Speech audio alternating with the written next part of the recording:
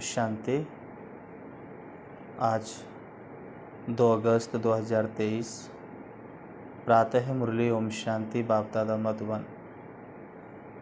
आज की मुरली में बाबा ने हमें विशेष अमृत वेले के लिए बोला।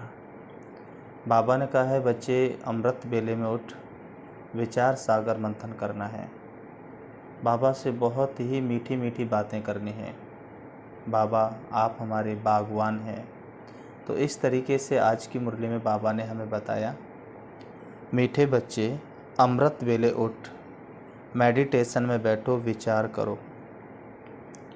मैं आत्मा हूँ, हमारा बाबा बागवान है, वही खेवैया है। मैं उसकी संतान हूँ, मालिक बन ज्ञान रत्नों का सिमरन करो। प्रश्न है, किस एक बात का महत्व दुनिया में भी है तो बाप के पास भी है। उत्तर, बाबा ने किस महत्व की बात की है? दान का। तुम बच्चों को रहमदिल बन सबके ऊपर तरस खाना है, सबको अविनाशी ज्ञान रत्नों का दान देना है। दानियों की बहुत महिमा होती है, अखबार में भी उनका नाम निकलता है। तो तुम्हें भी सबको दान करना है, अर्थात मेडिटेशन सिखलाना है। गीत है, मुझको सहारा देने वाले। ओम शांति। सहारा उनको दिया जाता है जो डूबते हैं, उनको पार करने के लिए सहारा देते हैं। क्योंकि खेवैया नाम तो भारतवासी जानते हैं, खेवैया का काम है डूबने वाले को बचाना। बच्चे जानते हैं भारतवासियों का बेड़ा डूबा हुआ है, हर बात भारतवासियों के लिए ही है और कोई खंड के लिए नहीं कहेंगे। यह भी तुम समझते हो। सत्यनारायण की कथा अथवा अमरनाथ की कथा भी यहाँ होती है। तुम जबकि सुबह को मेडिटेशन में बैठते हो तो किसको याद करते हो? भक्ति मार्ग में तो कोई किसको और कोई किसको याद करते हैं। उनकी सबकी साधना है अयथार्थ। सिखलाने वाला खेवैया व बागवान तो कोई है नहीं। गुरु लोग भी मेडिटेशन सिखलाते हैं कि ऐसे ऐसे करो। बहुत प्रयत्न करते हैं याद में रहने के लिए। योग साधना कहा जाता है, वह तो मनुष्य को कराते हैं। अभी तुम जानते हो इस बगीचे का माली अथवा मालिक है परम पिता परमात्मा। कांटों के जंगल का मालिक है रावण। माया रावण कांटों का जंगल बनाती है। यह तुम्हारी बातें भी कोई कोई जानते हैं, भूल जाते हैं। माया भुला देती है। मेडिटेशन में बैठने में भी माया बड़ा विघ्न डालती है। मेडिटेशन कैसे करो यह भी बाप सिखलाते हैं। तुम तो कर्म योगी हो। बाबा कहे, दिन में तो कर्म करना ही है, उसके लिए कोई बंधन नहीं है। दिन में कभी भी मेडिटेशन नहीं होती है। दिन में तो खाना पीना, खेलना कूदना, धंधा धूरी करना होता है, उसमें याद थोड़ी ही रह सकती है। कहते तो बहुत हैं कि हम सारा दिन याद में रहते हैं, परंतु है तो बड़ा मुश्किल। बाबा अनुभव बतलाते हैं, अमृत वेले का समय सतोगुणी होता है, उस समय याद करना सहज है। बाबा कहे, अमृत वेले का टाइम सबसे अच्छा है। दिन में तो लफड़े रहते हैं, हाँ, कर्म करते समय याद स्थायी रह सकती है तो है बहुत अच्छा। परंतु बाबा अपना अनुभव बतलाता है। मैं कोशिश करता हूँ बाबा की याद में रह तुमसे बात करूँ। अंदर यह नशा रहता है, मैं स्वयं बाप प्रजापिता ब्रह्मा बच्चों से बात करता हूँ। मैं स्वयं मनुष्य सृष्टि का बाप हूँ, ऐसा समझने से नशा चढ़ता है। बाकी मैं आत्मा हूँ, परमपिता परमात्मा बाप को याद कर बात करूँ, वह याद बड़ा मुश्किल रहती है। बाबा अपना अनुभव बतलाते हैं ना, बाप सिखलाते भी हैं। यह तो जानते हैं हम बागवान हैं। बागवान तो जरूर बगीचा ही बनाएंगे, कांटों को थोड़े ही बनाएंगे। माली कांटों का बीज थोड़े ही लाएंगे। माली हमेशा बागवान होते हैं, फूल लगाते हैं, तो बाबा भी फूल लगाते हैं। फॉरेस्ट बनाने वाली है माया, उनकी मत पर चलने से मनुष्य कांटे बन जाते हैं। यह तो ज्ञान मिला है। बाबा बागवान है, खेवैया है, रहम दिल भी है और बाबा बीज रूप भी है। तो रात को जब बैठते हैं तो ख्याल चलता है, यह कितना बड़ा बगीचा है, पहले कितना छोटा था। तो योग के साथ साथ ज्ञान भी चाहिए। मनुष्यों के पास ज्ञान तो कुछ भी नहीं है, अनेक प्रकार के योग लगाते हैं, किसी ना किसी की याद में बैठते होंगे, ज्ञान की बात ही नहीं। काली माँ की याद में बैठे होंगे तो सिर्फ काली की शक्ल ही सामने आएगी। जगदम्बा को याद करते रहेंगे, वह है भक्ति मार्ग। ना बाप की याद ना वर्षे की याद रहती है। भक्ति बहुत तरीके से करते हैं, माला फेरते हैं, कोई तो गुप्त फेरते हैं, हमारी भी है गुप्त माला। तो यह रस्म रिवाज भक्ति मार्ग में कितनी चलाते हैं। बाबा को छोटेपन का अनुभव है, जैसे बाप फेरते थे, हम भी उनको देख एक कोठरी में बैठ माला फेरते थे, राम राम कहते थे, बस ज्ञान कुछ भी नहीं। अभी तुम बच्चों में तो ज्ञान है, अमृत वेले इस मेडिटेशन में बैठने की आदत पड़ जाए तो बड़ा मजा आएगा। बाबा अपना अनुभव बतलाते हैं, ज्ञान में भी रमण करते रहते हैं। कितना बड़ा बगीचा है, पहले छोटा था, बीज भी याद आया, बगीचा भी याद आया, कैसे बगीचा बनता है। बाबा में भी यह ज्ञान है, हमारे में भी यह ज्ञान है। सारा झाड़ बुद्धि में आ जाता है, अंदर चलता रहता है, इसको मेडिटेशन कहा जाता है। बाप की भी खुशी, ज्ञान की भी खुशी रहती है, दोनों चीज़ें याद आती हैं।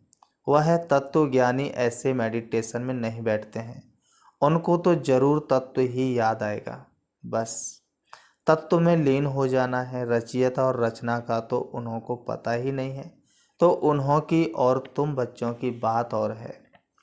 बाबा बीज रूप है, हमको यह नॉलेज है।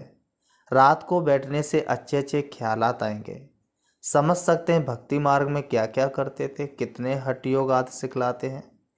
अभी तो समझ मिली है, बाप को याद करने से उनकी सारी रचना झाड़ याद आ जाती है। हम 84 जन्मों का चक्र लगा कर आए हैं, अभी हम जाते हैं वापस। यह ड्रामा का चक्र फिरता रहता है। ज्ञान धन को भी याद करते, धन देने वाले को भी याद करते हैं। जितना याद में रहेंगे उतना अवस्था परिपक्व होती जाएगी। तुम किसको भी समझा सकते हो मेडिटेशन में हम कैसे बैठते हैं। मनुष्यों को तो अनेक प्रकार की मत मिलती हैं, फलाने को याद करो। यहाँ हम सब एक मत पर हैं, एक की ही याद में रहते हैं। छोटे बड़े बूढ़े सबको एक ही मत मिलती है। मेडिटेशन में तो बैठना होता है ना। हम आत्मा सो परमात्मा तो हो नहीं सकते। आत्मा कहती है हमने 84 जन्म पूरे किए, अब वापस जाना है। तो परमात्मा ऐसे कहेंगे क्या, वह तो पुनर्जन्म में आते नहीं हैं। तुम्हारे पास जब कोई आए तो उसे हाल में ले आओ। कोई अच्छे अच्छे आदमी आते हैं, देखो समझने की चाहना है तो यहाँ ले आओ, उन्हें समझाओ कि हम कैसे मेडिटेशन करते हैं। रात में भी मेडिटेशन करते हैं, दिन में भी करते हैं। हम याद करते हैं एक बाप को, बाप का फरमान है मुझे याद करो और रचना के चक्र को याद करो। 84 जन्म भी गाए जाते हैं, जरूर पहले पहले देवी देवताएं थे, उन्हों के ही 84 जन्म भी गाए जाते हैं। यह चक्र का राज अच्छी रीत समझाना पड़े तो हमको बाप और उनकी रचना का यह चक्र याद रहता है। तो बाप की याद और रचना के आदि मध्य अंत का ज्ञान बुद्धि में है। हम सब की एक ही मत है, हम है श्रीमत पर, वह पतित पावन बाप ही आकर बेहद स्वर्ग का वर्षा देते हैं। तो बाप को जरूर याद करना पड़े ना, बाप द्वारा ही हम वर्षा पाते हैं, फिर गिरते हैं, अंत में पतित बन जाते हैं। बाप रचयिता तो रचना की ही नॉलेज देंगे। गॉड फादर इज नॉलेजफुल, पतित पावन, तो जरूर पति दुनिया में आकर पावन बनाएंगे ना। ऐसे तुम कोई को बैठ समझाएंगे तो प्रभावित होंगे। बोलो सिर्फ अच्छा अच्छा कहकर नहीं जाओ, यह तो प्रैक्टिकल में लाना है। जन्म जन्मांतर का सिर पर बोझा बहुत है, इसमें टाइम लगता है। तुमको समझाना है बाबा आया हुआ है, मौत सामने है, गफलत करेंगे तो वर्षा पा नहीं सकेंगे। शुभ कार्य में देरी नहीं करना चाहिए।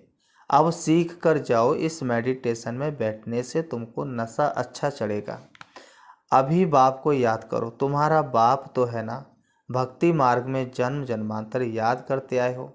लौकिक बाप तो हर जन्म में बदलता है, फिर भी तुम निराकार बाप को जरूर याद करते हो, क्योंकि वह है अविनाशी बाप।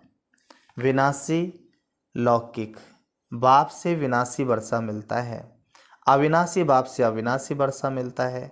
हम एक श्री श्री की श्रीमत से श्रेष्ठ बनते हैं। आदि सनातन तो देवी देवता धर्म ही है, उनसे फिर और बिरादरी निकलती हैं। सन्यासियों का है रजो प्रधान सन्यास, ये है सतो प्रधान सन्यास, ये है ही राजयोग। भारत का मुख्य शास्त्र है गीता, तो मेडिटेशन के लिए यह समझाना है। बाप हमको ऐसे मेडिटेशन सिखलाते हैं। भगवान कभी मनुष्य को नहीं कह सकते, भगवान तो सबका एक होना चाहिए ना। वही पतित पावन है, वही हेवनली गॉड फादर है और आते भी भारत में हैं। उनका भक्ति मार्ग में कितना बड़ा मंदिर बना हुआ है। उस श्री श्री की मत से ही हम श्रेष्ठ बनते हैं। इन बातों को बैठ समझो। बाप और रचना के आदि मध्य अंत को जानो, यह और कोई नहीं जानते। सतयुग की आयु ही इतनी बतलाते हैं।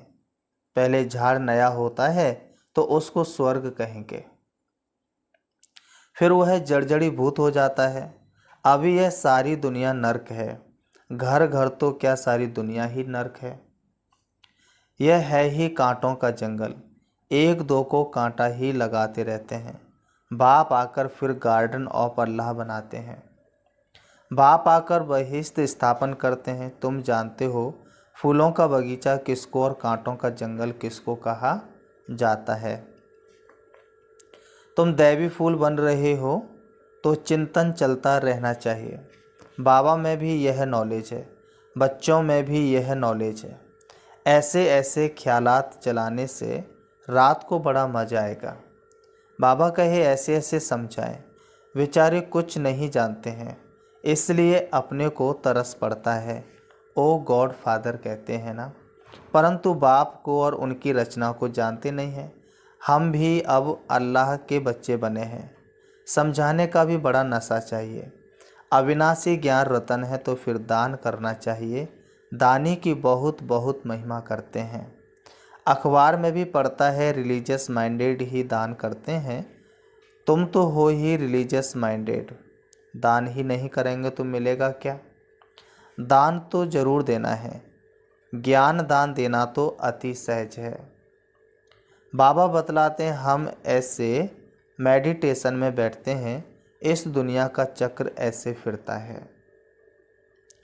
बाबा कहे कि पहले एक धर्म था, पीछे यह धर्म निकले हैं।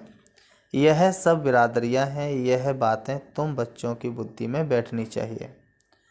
मनुष्यों को योग का बहुत शौक रहता है। बोलो हमारा मेडिटेशन चलकर देखो। रिलीजियस माइंडेड जो होते हैं वह मेडिटेशन हाल देखकर खुश होते हैं। रिलीजियस माइंडेड मनुष्य कभी पाप नहीं करते।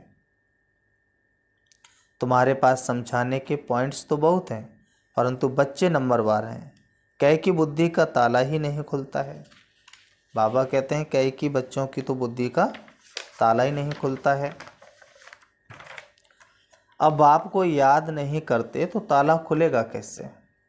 है बहुत सहज बात, समझाना है हम याद में कैसे बैठते हैं। मनुष्यों को तो पता नहीं कि हम किसको याद करते हैं। हमको सिखलाने वाला स्वयं निराकार परमपिता परमात्मा है, जो सबका बाप है। वह पतित पावन गॉड फादर हमको राजयोग सिखलाते हैं। अब तुम सीखो ना सीखो, हम सबकी तो एक ही मत है। श्री श्री से हम मत ले रहे हैं। यह है एम ऑब्जेक्ट। जैसे बाप नॉलेजफुल वैसे बच्चे। मनुष्य से देवता एक ही बाप बनाते हैं। ऐसे ऐसे विचार करने से रात को भी बहुत मज़ा आएगा। अच्छा, तो फिर बाबा कहते हैं कि मीठे मीठे सिकलिधे बच्चों प्रति माता पिता बाप दादा का याद प्यार और गुड मॉर्निंग। रूहानी बाप की रूहानी बच्चों को नमस्ते। रूहानी हम बच्चों की रूहानी बाप दादा को याद, प्यार और नमस्ते नमस्ते नमस्ते। धारणा के लिए मुख्य सार नंबर 1, अमृत वेले उठ याद में बैठ ज्ञान का सिमरण करना है। ज्ञान धन को भी याद करना है तो ज्ञान दाता को भी याद करना है। दूसरा, ईश्वरीय नशे में रहकर सेवा करनी है। सबको मेडिटेशन करने की सहज विधि समझानी है। एक मत होकर रहना है।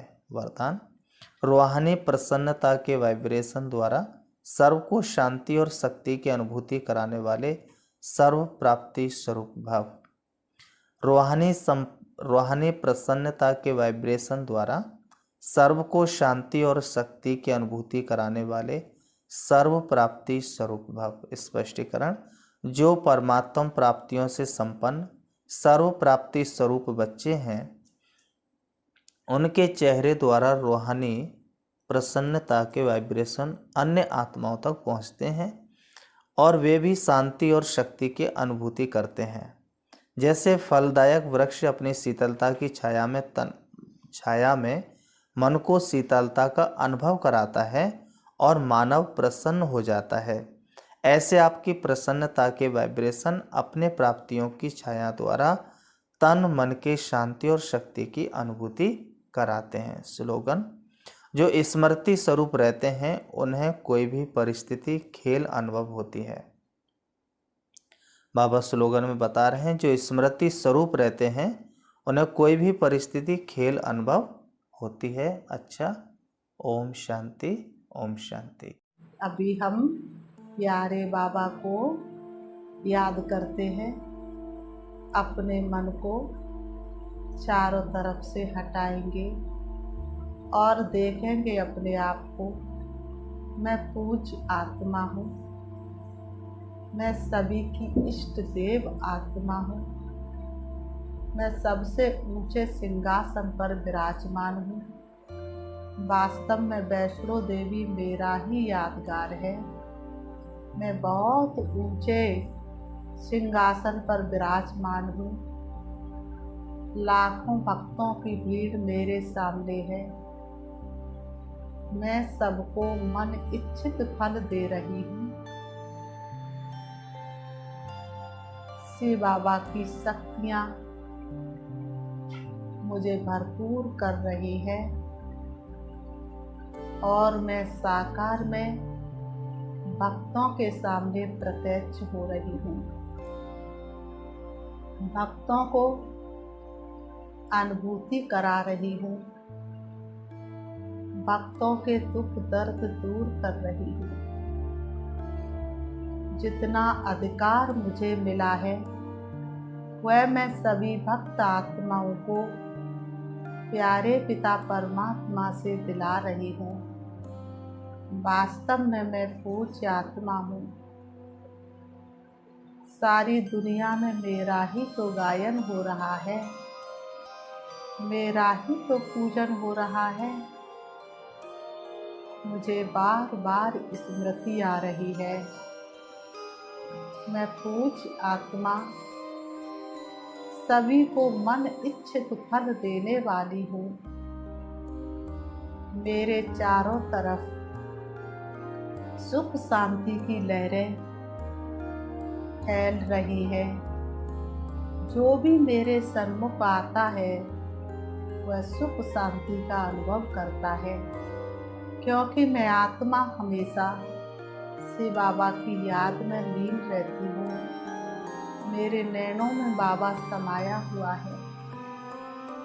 मेरे मन का कोना कोना बाप की याद में समाया हुआ